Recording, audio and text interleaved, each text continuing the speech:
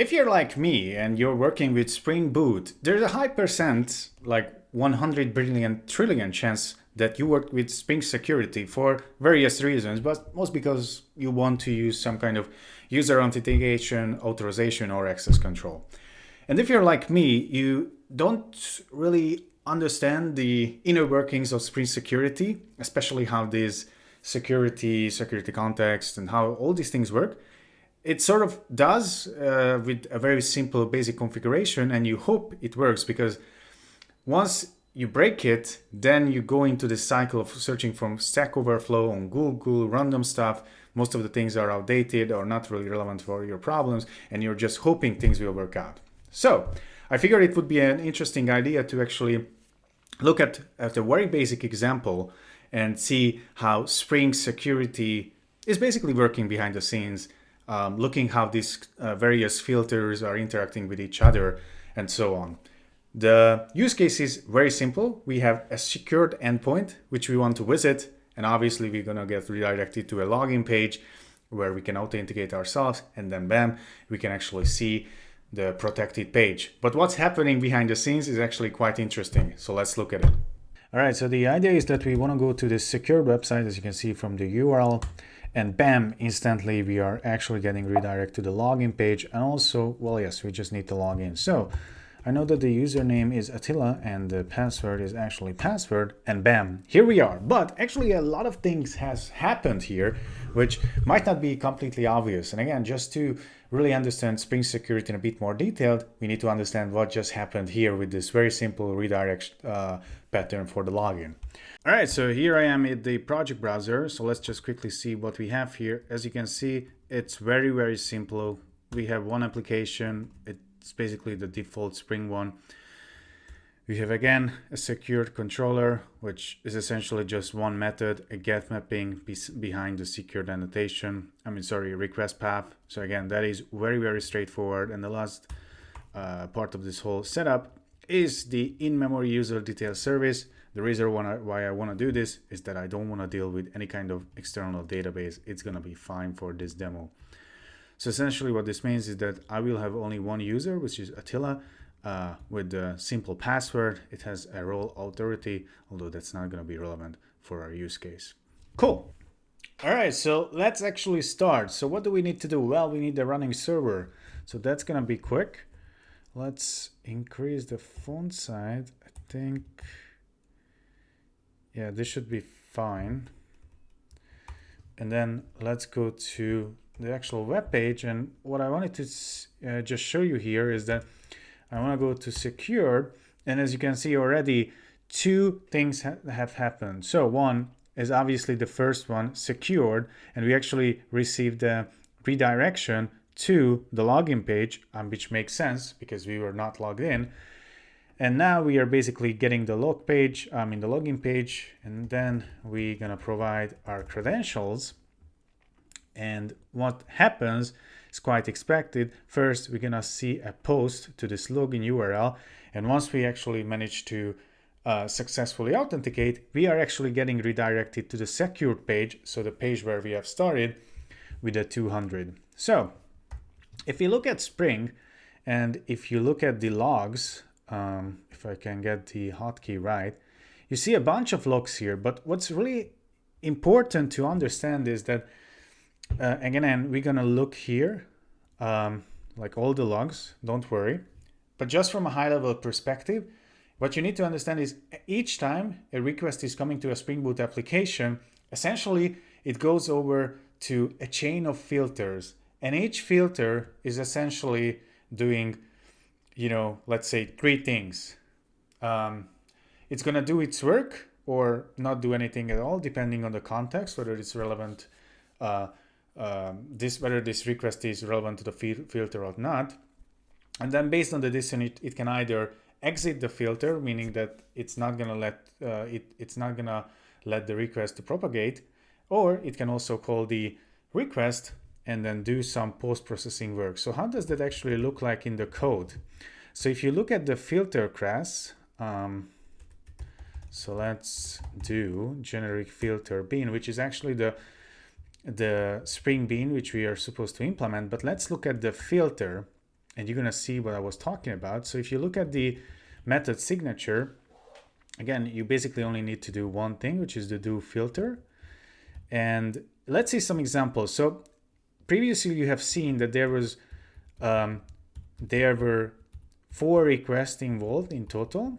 And what I did, I basically already did this exercise, and I separated the logs in a way that we can actually check what's happening. So this is really interesting. So let's go with this getting secured. So this is the really cool stuff. You see that we have a default security filter chain, and what it means is that basically we have a bunch of filters already defined here. It's a bit difficult to see, but we have Web Async Manager integration filter. Then we have security context holder filter. Then we have header writer filter, and we have a bunch of filters. But what's really cool is that all these filters, like each request will go through all these filters, and you can actually see the number in the chain. So the disable encode URL filter is the first one, Web Async is the second one, and so on. And what's really interesting for our use case, again, we are unauthenticated and we want to access a secured endpoint. We're gonna go through this filter, and there are some interesting one, for example, the default login page generating filter, the basic authentication filter, which is actually logging out that, hey, we did not process the authentication since there was no username and password provided in the headers, which you would expect to find. And then eventually we're gonna arrive at the authorization filter. And what's really cool here is that the authorization filter is basically going to say like, hey, actually you're like you have no authorization to actually access this endpoint. I can see it here. And we're going to basically throw an access denied exception. Like you can see it actually here. So this is a big exception. Let's just ignore it. But what's interesting is that this exception is going to get actually, let's go back. So this is gonna be, oh yeah, here. The exception translation filter. And what's really cool, and this is where you will start to appreciate, I think, these filters, is that if I look at the code, and again, we have the do filter here. And as you can see, the filter is basically, what it does is that it calls the chain. So it doesn't do any pre-processing, but what it does is post-processing. So for example, if it catches an IO exception, it just rethrows it. It doesn't care. But if it anything other, and let's say, check this out, this is, if it's, for example, a security exception, it has a specific rule around it. And based on whether that's an authentication problem or an access deny problem, it can actually handle it a different way. But let's see what happens when we have an authentication problem. We have this commence, and this is basically, I know it because I checked it before, but this is going to be the login URL authentication entry point commence, which is going to get called. But again, the important thing is that here we are actually building this redirect. So build redirect URL, and it's very, very simple.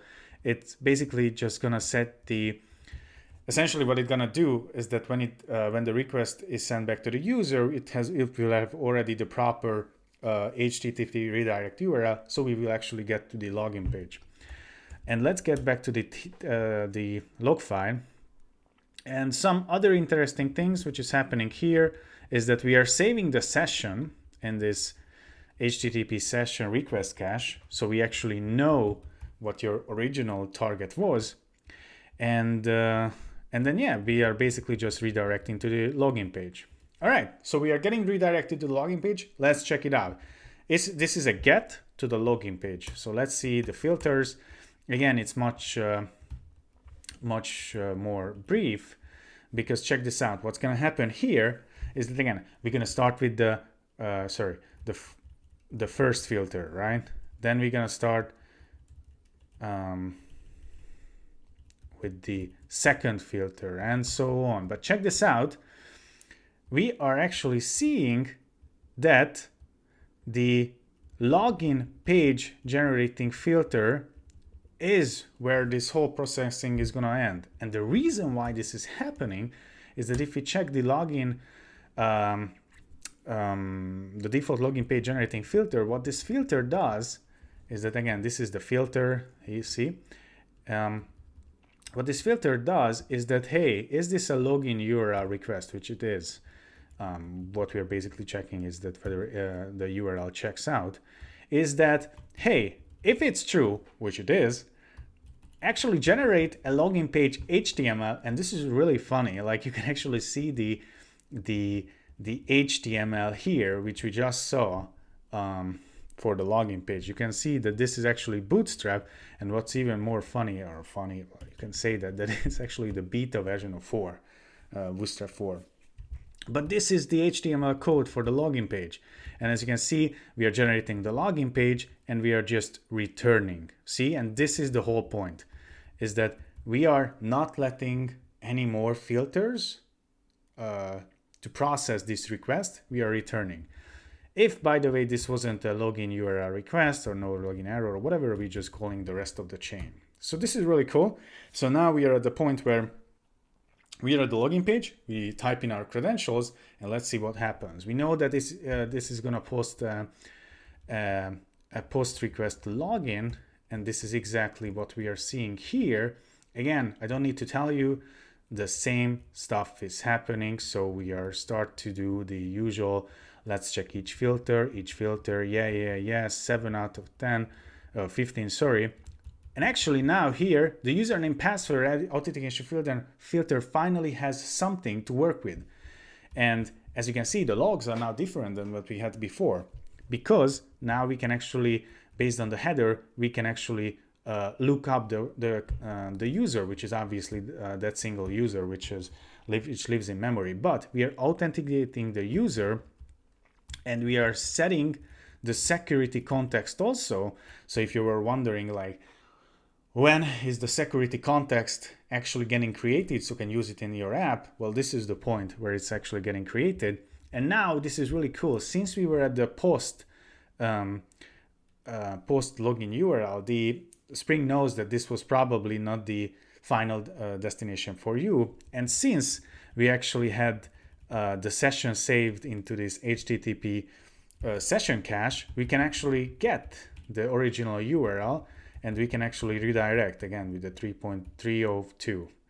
And then we are gonna get to the last piece, which is again a get to the secured page, but now we have the authorization headers. And now if I look at this, as you can see, this is securing get. So basically what I mentioned is that we're gonna go through again the same filters. We're gonna go through each 15 filters, but what we'll see is that the first time the authorization filter threw an exceptions because we did not have no credentials authentication object within us. But now the authentication is set, or rather the headers are set, and we can actually retrieve it. And now we are very happy because we can actually go to the secured page and we can see this amazing URL. So that's really it. I don't want to drag this on too long. Basically, what you should remember, if you didn't know this already, is that each request, at least this HTTP request, will go through this filter chain. Each filter can basically decide what it can, it can enrich, it can terminate the processing, it can literally do nothing, just forward it to the next filter, and once it comes back, so maybe it can do something with the response, etc. But the whole point is we go up, we go down the filter chain, we do the processing, and we go back up. So that's it. I'm gonna stop here. Hope you learned something new. If you did, click that like button, subscribe, leave a comment if you want to see something like this more. But that's gonna be it. See you.